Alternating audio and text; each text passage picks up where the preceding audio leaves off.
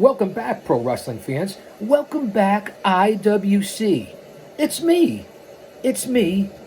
It's the G.O.C. coming to you live to tape 25 feet below the surface of the earth. Wait a minute. It's November 15th, so I am live, but I'm taping it at the same time. Fuck it, you guys get the idea. Welcome to Chaos Corner, Guardian of Chaos, the YouTube channel, for another special edition of today, this date, November 15th, in pro wrestling history. We have an extravaganza, a bonanza lined up after not being here for the last 2 or 3 days. You fans know, if you've gone to the community page, I've been involved with meetings with the higher-ups at Paradise Alley Pro Wrestling for writing, scouting, producing what's coming up this Saturday night live, November 18th, at the Greater New Haven JCC. Paradise Alley Pro Wrestling presents Mania in Paradise. El Ref's Final Count. That's right, El Ref, El Gallo Tres Huevos, from the Zebras of Justice, will be refereeing his final bouts this Saturday night, November 18th, for Paradise Alley Pro Wrestling. And I don't have to tell you about Paradise Alley Pro Wrestling. All the superstars will be there. All the veterans will be there. All the legends will be there. All the rookies will be there. All the championships will be on the line for this huge event, Mania in Paradise, this Saturday night, live. Don't you dare miss it. I don't have to tell you who the Paradise Four are. 4 men that worked under the guidance of the WWF and WCW. Mario Mancini, Pretty Paul Roma, Mr. Paul Perez, and the big man, Big Steve Tracy, a.k.a. Dave Paradise. And if you want a fantastic meal and you're in Connecticut, in the shadows of Titan Towers, stop by the Rib House. What an unbelievable place, an unbelievable atmosphere, and you won't get any ribs or food better than Big Steve's Rib House. So come on down. Thanks for being here on Guardian of Chaos, the YouTube channel. We're going to hop off all the other social media platforms and meet me back here on the mothership. All right, fans. Speaking of all the other social media platforms, of course here, Chaos Corner on the Guardian of Chaos YouTube channel. In Twitter, on Twitter, a.k.a. X. In real time, it's at Big Daddy G.O.C. And the G.O.C. stands for the Guardian of Chaos. On Instagram, it's the Guardian of Chaos. On Facebook, I have 2 accounts. That's right, there's 2. J. Brony, you get it, fans in the IWC, and Prodigio Fidelis El Guardian, in honor of my heritage. Follow me on Gitter, Gab, Truth Social, and soon to be taking over Rumble Live. Fans, I'm glad that you're here. As I said, I was off for a couple of days. Go to the community page. You'll understand why. Very busy at Paradise Alley Pro Wrestling.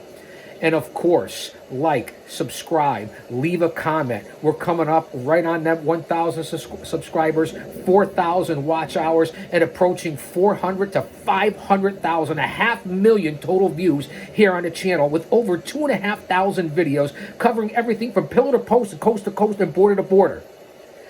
Let's get down to brass tacks. School is in session for this edition of today, this date in pro wrestling history. First off, shout out and recognition to our Lord and Savior, Jesus Christ. Because without him, none of this would be possible. And of course, thank you to you, the fans, for being a much needed distraction and a stress reliever for all of us. One man, unique, unedited, unscripted, raw dog for you, the fans. No Patreon, no super chats, no paywalls, none of the above. PayPal, Zen, Venmo, fuck it all, man. You're here with me, the G.O.C., you and I. Stay close to your family and friends. Situational awareness and what's going on here in 2023, from politics to wars to the invasion of our country. I don't want to get too crazy. I don't want to get off on politics or religion. You guys know where I stand. So let's get down to brass tacks now that I had my opening monologue, my PSA, so to speak. And again, thanks for bearing with me over the last 3 days. I will continue to try to be here every single day for you, the fans. Plus, you know that I love my history. Here we go. November 15th, 1952. Former WWF, WWE, and WCW World Champion, Hall of Famer, one of the best to ever step into the ring, The Macho Man, Randy Savage, was born on this date in pro wrestling history, 1952. Savage would have been 71 years old today. Now, you guys know his history as one of the best ever. Randy Poffo, baseball player, among other things, related to Angelo Lanni. Obviously, one of the best to ever step into the ring and perhaps one of the greatest intercontinental champions of all time.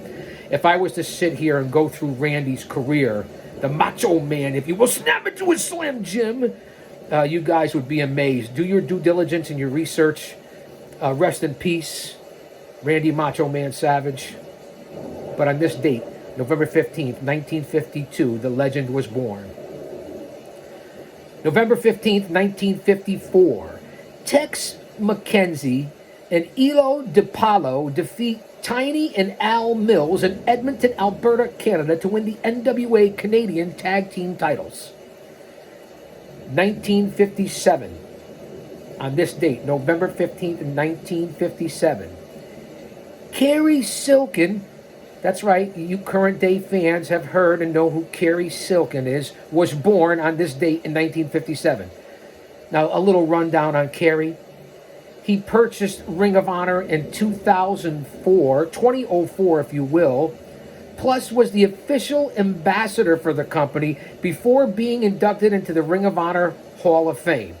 Now go out and do your due diligence. Carrie Silken's still involved in today's wrestling industry and one of the true pioneers, along with Gabe Sapolsky and many others, for Ring of Honor. So happy birthday, Carrie Silken. Back into the time machine. November 15th, 1976. Greg the Hammer Valentine defeats Tim Woods to win the NWA Mid-Atlantic TV title. November 15th, 1983. The golden era of professional wrestling, that's for sure. Tony Atlas, Mr. USA, and the Soul Man, Rocky Johnson, defeat Afa and Sika of the Samoans for the World Wrestling Federation World Tag Team titles in Allentown, Pennsylvania, ending the Samoans' third and final tag team title run. The Samoans would continue to defend those straps on house shows until the title change aired on TV on December 9th, 1983. So put this in your pipe and smoke it. First off, Atlas and Rocky Johnson would become the first black African-American tag team champions in WWF history. That's number one for historical significance. Secondly, they won the titles on a taping November 15th of 83, but the Samoans stayed the champions on house shows until December 9th. So some 3 weeks later, even though they officially were not the tag team champions, put that in your pipe and smoke it. Back into the time machine. November 15th, 1989, the NWO holds their 9th Clash of Champions event at the RPI Fieldhouse in Troy, New York, titled New York Knockout. How about that? The show aired to a 4.9 rating on TBS. Let that sink in. A 4.9, almost 5 rating, which beats all shows from Raw, SmackDown, Dynamite, and Collision here in 2023 combined. Let that marinate. And it featured the final battle in the classic 1989 feud between the Nature Boy Ric Flair and Terry Funk. Here's the card for that night in 1989, November 15th.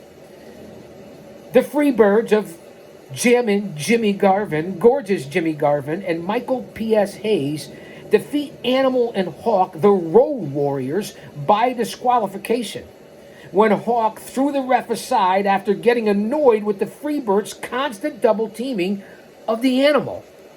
That was one heck of a feud, too, back in the 80s between the Road Warriors and the Freebirds. It doesn't get much better than that. You look at all the tag teams back in the 80s and the rivalries, whether it be the Freebirds and the Von Erichs, the Road Warriors and the Midnight Express and the Freebirds. I mean, the list goes on and on. The Warlord and the Barbarian and the Road Warriors. The Road Warriors with the Russians of Nikita and Ivan Koloff and Crusher Khrushchev. the Midnight Express and the Rock and Roll Express. I mean, the list goes on and on of tag teams, especially in the NWA, even when Doom came onto the scene of Ron Simmons and Butch Reed. Throw in the Samoan SWAT team and their legendary feud with the Road Warriors. There really were some unbelievable tag teams back in this era. Clash of Champions, Ric Flair is presented with the Pro Wrestling Illustrations Wrestler of the Decade for the 80s. And Sting was given the NWA Most Popular Wrestler trophy. On that card, the aforementioned Doomed defeated Eddie Gilbert and Tommy Rich when Reed pinned Rich after a simple clothesline bear hug combination. To my point of all the false finishes and all the bullshit and horseshit that happens in 2023 with all these major maneuvers and everybody kicks out from everybody's finishers. You do your stuff, then I'll come in and do my stuff. No ring psychology, no emotional investment, no storytelling. And this is back when a move, you got to hit with somebody's power move, their finisher. That's it. Persona non grata. You're all done.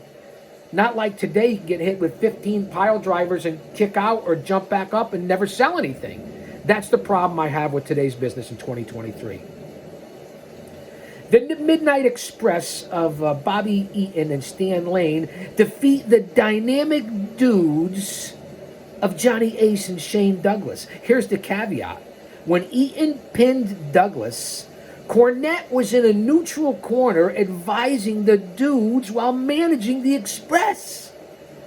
At the end, Eaton was going to use a chair on Douglas, but Cornette grabbed it and tossed it away. And then Corny turned and blasted Douglas with the tennis racket. Think about that. So Eaton could eventually get the pin. And then Cornette celebrates in the ring with the Express after setting up the Dudes. And I don't mean the dude from the movie, what was that movie with John Goodman and Jeff Bridges? The Big Lebowski. If you ever saw The Big Lebowski. The dude abides. That's not what I'm talking about here on this date in pro wrestling history. On that same card, Clash of the Champions, 1989.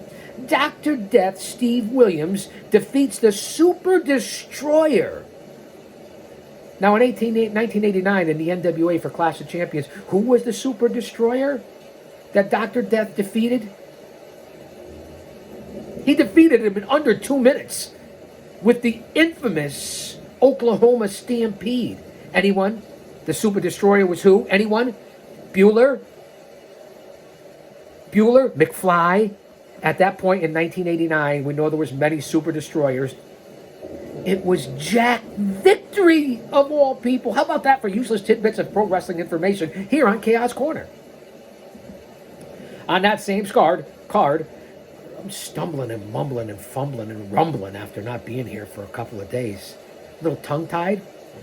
No? Too early? Rick and Scott Steiner defeat the Skyscrapers, comprising of Danny Spivey and Sid Vicious, via disqualification when Doom, the aforementioned Simmons and Butch Reed, interfered, followed by the Road Warriors running in, and a huge brawl broke out between the Steiners, the Skyscrapers, Doom, and the Road Warriors. Let that mass humanity stick in your head and your craw as you visualize what happened in the ring that night amongst those four amazing tag teams. Also on that card, U.S. champ Lex Luger defeats Brian Pillman after a chair shot. That's right, the loose cannon Brian Pillman. Sting came out to brawl with Luger at the same time. Bottom line, Luger retains the title. Also, NWA World Champion Ric Flair defeats Terry Funk in an I Quit match. When Funk was forced to submit to a figure 4 leg lock. Now pay attention. Pay attention here. Post-match, Funk shook Flair's hand as he had promised in a pre-match interview. Manager Gary Hart then attacked Funk along with the Great Muta. Konnichiwa, bitches. And, if you remember correctly, the Dragon Master. Sting came out for the save, but Lex Luger attacked him. Hart, Muta, the Dragon Master, and Luger beat down Sting, Funk, and Flair. Luger destroyed the trophies presented earlier by PWI. This match, and this is what I was getting to, is recognized and considered as one of Flair's best matches in his career. That's right, the 1998 Clash of Champions I Quit match between Terry Funk and Ric Flair, with all the craziness that went on, considered one of Flair's best matches. I'm not sure if I agree. I'll let the pundits out there talk about it, and I'll give my own opinion at a different time and at different dates. Let's stay in 1998, November 15th. With over 19,000 fans in St. Louis at the Kiel Auditorium, the WWE's Survivor Series pay-per-view, which is right around the corner here in 2023, featuring a 14-man tournament to determine a new World Wrestling Federation champion. Now, bear with me. I have a lot of notes on this one. 2 months earlier in 1998, at Breakdown in Your House, Stone Cold lost the title in a triple threat match when Kane and The Undertaker pinned him simultaneously. Do you remember that? McMahon declared the title, Mr. McMahon at that point, declared the title vacant and ordered a match between Kane and The Undertaker at Judgment Day in Your House to determine a new champion. Austin was ordered to be the ref to add insult to injury to determine a new champion. How about that? The match ended when The Undertaker hit Kane with a chair and covered him, but Stone Cold refused to count the pin. Instead, Austin stunned the Taker, hit him with the chair, counted both men down, and declared himself the winner. How about that? McMahon was furious and fired Austin on the spot. Now pay attention to this as well, since the history just came up from 1997 this month on the Montreal Screwjob between Bret Hart and Shawn Michaels. So here it is a year later at Survivor Series. And if you're paying attention here, what their storyline is, Mr. McMahon, the heel at the time, trying to do maybe the same type of screw job. Pay attention. Take some notes. Seems awfully similar and ironic. Talk about deja vu. I'll let you decide. Leave a comment. The next night on Raw, McMahon announced the tournament at Survivor Series to determine the new WWF champion. Despite his termination, Stone Cold still appeared on Raw that night, kidnapping Mr. McMahon and embarrassing him in the ring. The old Bang 316 gimmick where he came out with the toy gun and made McMahon look like a horse's ass, a clown, if you will. No offense, man, with kayfabe, don't be so sensitive. The next week, it was revealed that Shane McMahon had rehired Austin and promised him a title shot the night after Survivor Series. Let that sink in for November 15th, 1998. We're not done yet. Bear with me here. You have to have your notes, your due diligence. That's what I do to make it relatable to you, the fans. We continue on November 15th, 1998. Survivor Series. Instead, Mr. McMahon entered Austin into the tournament, noting that he would need to win 4 matches to capture the title instead of just 1 like the rest of the combatants. Mr. McMahon and the corporation at that time seemed determined to help mankind. Now the corporation, Pat Patterson, Gerald Briscoe, blah, blah, blah. Let's go to the results and see what happens here. In the first round, Mankind advances against Dwayne Gilbert with a double arm DDT. Also in the first round, Al Snow, everybody wants a little bit ahead, right, Al? Mr. OVW, advances after pinning old slapnuts Jeff Jarrett. Also in the first round, Stone Cold Steve Austin defeats the Big Boss Man by disqualification. Boss Man uses the nightstick, and that's how Austin advances. Also in the first round, now Triple H, I believe, if I know my notes correctly and if I can remember offhand, I believe Triple H was supposed to be in that first round matchup against Stone Cold, but had injured his quad, if I'm not mistaken. Somebody correct me and leave a comment if I'm wrong. Tell me when I'm telling lies, which is basically never. Also in the first round, Lord William Steven Regal and X-Pac, the 1, 2, 3 kid, the Lightning Kid, whatever you want to call him, fight to a double countout. Then commissioner at the time, Sergeant Slaughter, ordered a 5-minute overtime. But X-Pac couldn't continue, and it was ruled a draw. So neither man advanced, and Austin got a bye into the semifinals. Talk about your luck, Stone Cold. Also in the first round, Ken Shamrock submits Goldust with the ankle lock. That's right, Dustin Rhodes. Goldust. I always hated that fucking gimmick. Dustin was much better than that. Also in the first round, The Rock pins the Boss Man with the small package. A simple small package. No offense, Mancini. I'm not talking about that. I'm talking about a wrestling maneuver. Now this is where I had my information wrong, and this is why your guy's supposed to correct me. I can't know everything and do everything. Triple H was supposed to be The Rock's opponent.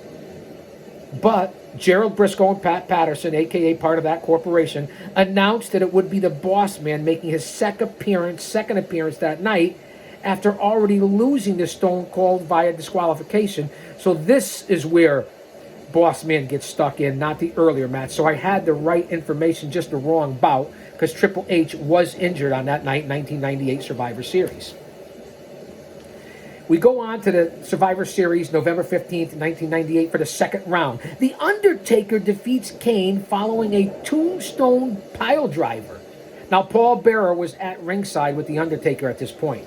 Both men had received a bye into the second round. That's why they are the first bout in the second round. Also in the second round, Mankind submits Al Snow with the Mandible Claw, a.k.a. Mr. Sacco, which I had the unfortunate experience of being on the end of Mr. Sacco myself from Mick Foley. I wasn't happy. I don't think you know that I haven't forgotten about that, Foley. Cactus Jack, Dude Love, Mankind. I'll see you again somewhere, and I'll have a sock of my own. You hear me, Foley? Because I know that you do. Because I know that 95% of the people watching this unbelievable show are unsubscribed. I have all the analytics and numbers, so when you're on here, whether you hit the like button, don't hit the like button, leave a comment, you know that I know that you're fucking watching. Think about it. You can't get over on me. And I apologize for the cussing. I really do. I don't need to, but I'm a little amped up here after not being on for a couple days. Also in the second round, The Rock, at that time, if you remember, for a little tidbit here from the G.O.C., because you know I tell it like it is, and I'll say that to say this. The Rock at that point in 98 was trying to get over on his heel Rock, the heel gimmick for The Rock. That's right, he wasn't always a face. You guys know that. The Rock pins Ken Shamrock using the Big Boss Man's nightstick, who was at ringside and tried to throw it to Shamrock. Plan foiled again, Boss Man. Also on that card, in between the tournament, Sable pinned Jacqueline following a Sable bomb to regain the WWF Women's Championship. We move on to the semifinals of the Survivor Series tournament for the WWF Championship, 1998, on this date in pro wrestling history, November 15th. The semifinals. Mankind pins Stone Cold. Austin covered Mankind following a stunner, but Mr. McMahon broke up the count and incapacitated the ref. Now pay attention, fans. Montreal Screwjob, Part 2, coming at you. Austin hit Mankind with a second stunner, and Shane McMahon ran in to make the count, but stopped at 2 and gave Austin the double bird. The double bird. How about that? Austin chased Shane, but Briscoe and Patterson, the corporation, stopped him with a chair shot of all things, allowing Mankind to make the pin and advance. Continue to pay attention here, fans. I hope I'm not losing you here. The semifinals. The Rock advances to the finals when he defeats The Undertaker via disqualification. The Taker was disqualified after choke slamming Kane and then slammed The Rock after the match. Taker and Kane fought into the crowd, thus the Rock advancing and starting the Kane-Undertaker and continuing that feud. How about that? Pay attention here, fans. See the similarities. Put it together. Also on that card in between the tournament, The New Age Outlaws, Billy Gunn and Road Dogg, and I got 2 words for you. If you're not down with that, well, you know the 2 words. They retained the WWF Tag Team titles in a 3-way triple threat match by defeating the Headbangers and D'Lo Brown and Mark Henry. Billy Gunn pinned Mosh of the Headbangers. Now on to the tournament finals here for the Survivor Series 1998, November 15th. The Rock defeats Mankind to win the vacant WWF Championship. Now The Rock had Mankind in the Sharpshooter. Sharpshooter, Michaels, Bret Hart, Montreal Screwjob. And McMahon called for the belt and screwed Mankind in a repeat to the finish of the 1997 Survivor Series and celebrated with the new corporate champ until Austin returned and cleaned the ring, hitting Rock with a stunner to end the show. You see what happened right there. I've been alluding to it for the last several minutes. And here it comes out in the notes, before I even got onto it, that Montreal Screwjob in 97, McMahon actually, with the balls the size of grapefruits, actually recreated it a year later in 1998. Think about it.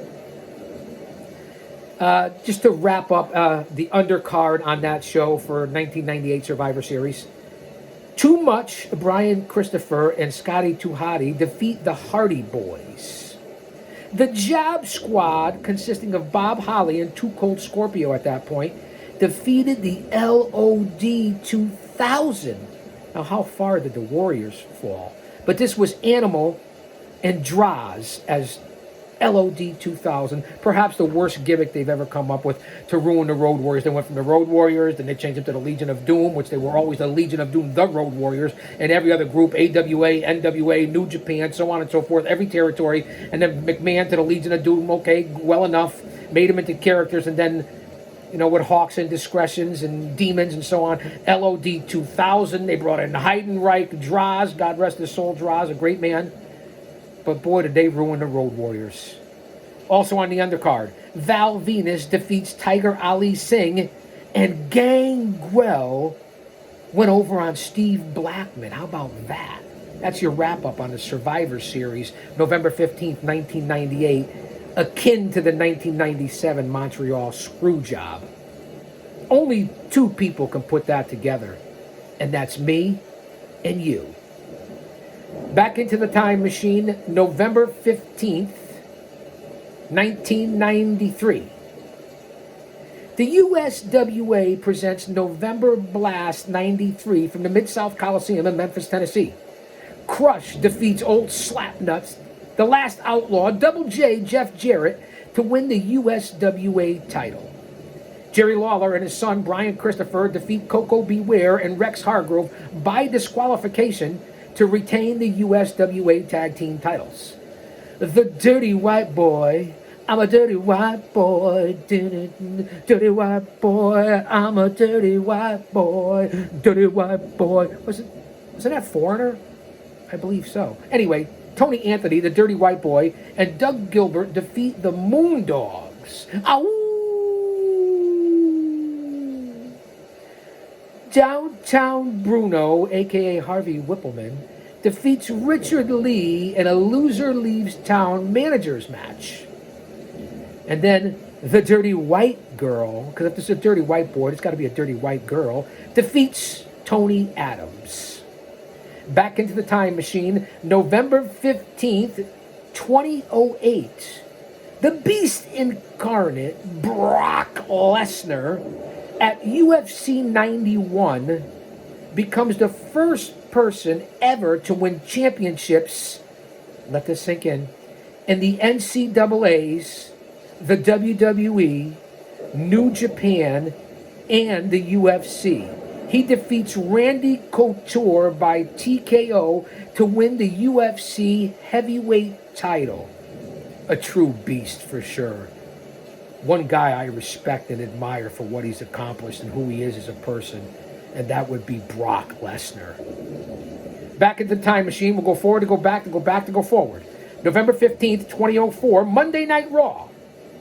William Regal and Eugene defeat the defending champions, La Resistance, and Rhino and Tajiri to win the WWE Tag Team titles in a three-way match. November 15th, 2010. Talk about historical information. Mae Young becomes the oldest person to ever compete in the WWE at 87 years old. Now, this was on an edition of Monday Night Raw. And the oldest to ever win a match at 87 years old in a Falls Count Anywhere against Lake Cool. Mae Young was certainly one tough broad, huh? Let's go forward to go back. November 15th, this date in pro wrestling history. 1986, Captain Lou Albano wraps up his run as a manager when he leads the Machines over Big John Studd and King Kong Bundy. Only for the captain to return as a manager in 1994. Kind of like yours truly, retire, unretire, come back. You can't beat that. Captain Lou. It's who I molded a lot of my career after. November 15th, 2012, in Rome, Italy. Bafangule Mamara. Venica Manjao. What, man? Nunzio defeats Juventud Guerrero to win the WWE Cruiserweight title in Rome, Italy. November 15th, 2013, TNA Impact's debut in prime time. And we know in 2024, Impact Wrestling now, TNA is coming back. Here's the results from November 15th, 2013. TNA Impact. Samoa Joe over Jay Lethal. The Naturals, Andy Douglas and Chase Stevens, defeat Team 3D, aka the Dudley Boys, in a tables match. Who knew? How about that? I didn't think the Dudleys ever fucking lost a tables match. Christian Cage defeats Rhino in a barbed wire 6 sides of steel cage match. Christopher Daniels defeats AJ Styles and Chris Sabin in a 3-way for the TNA X Division title. And Kurt Angle defeats the monster known as Abyss. Back into the time machine. November 5th, 2016. Let's stay with TNA Turning Point from Orlando. The Amazing Red defeats Homicide to retain the X Division title. In a match for both the TNA Knockouts singles title and the TNA Knockouts tag team titles, Knockout champion ODB teams with Sarita and Taylor Wilde as they defeat the Beautiful People, consisting of Velvet Sky, Madison Rain, and Lacey Von Erich. Are we missing somebody from the Beautiful People? Angelina Love? Perhaps the most beautiful of the beautiful people. Well, no offense, Velvet. I know we're friends. I know we go back like a recliner, like 8-track. I mean, you're a beautiful gal. I'm just talking about Angelina. The Beautiful People, man. Kayfabe. It's a work. On that same card for TNA Turning Point, the British invasion of Magnus and Doug Williams defeat Beer Money, James Storm and Robert Roode, and the Motor City Machine Guns, Alex Shelley and Chris Sabin, to retain the TNA Tag Team titles. Tara defeats Awesome Kong in a steel cage match. Rhino and Team 3D team up to defeat D'Angelo, De Niro, Hernandez, and Matt Morgan. How about that for a 6-man tag? Not a trio, it's a 6-man here on Chaos Corner. Scott Steiner defeats the almighty Bobby Lashley in a Falls Count Anywhere match. We continue with TNA Impact. November 15th, 2016. Kurt Angle defeats Desmond Wolfe in a 3-way for the TNA Heavyweight Championship match. AJ Styles defeats Christopher Daniels and Samoa Joe. Let's stay in November 15th, 2016. Lucha Underground. No offense, man. It's a work. I'm not trying to offend anybody. Kayfabe, man. Don't be so de nada. Please. Me llamo Ricardo, el G.O.C. El Guapo. They taped its second season opener from the Temple in Los Angeles, California. I was a big Lucha Underground fan back in the day. It wasn't that long ago on El Rey Network. King Cuerno defeats Phoenix to win the Lucha Underground Gift of the Gods Championship. And this is what I didn't like about Lucha Underground was the intergender matchups. Not believable, doesn't work, doesn't sell for me. You want to keep it in training, I understand, but keep the women with the women, the men with the men. You want to do an intergender tag match, I get that. Outside of that, it just doesn't work. It's not believable. Well, we both know physiologically, biologically, every exception to every rule, men are stronger, bigger than women. It's just a fact. So why this bullshit? Sports entertainment or not, just my opinion, my pet peeve. Ivelisse defeats Angelico and Son of Havoc in a triple threat match to earn a Lucha Underground Championship match. And then Ivelisse has to go on to face Mil Muertes, one bad son of a bitch. The bottom line, Mil Muertes defeats Ivelisse to retain the Lucha Underground Championship. What a bunch of horseshit, the intergender. I'm just telling you and giving you my opinion. I'm not an old grumpy guy. I'm just telling you what works and what doesn't work. Maybe for you geeks, nerds, virgins, dweebs, goons of the IWC and this, all under the age of 25 or even under 30, maybe that works for you, but get your head out of your ass. It's not possible. It just isn't. Wake up and smell the coffee. You don't like it? Change the fucking channel. And no offense. Back into the time machine, November 5th, 2015.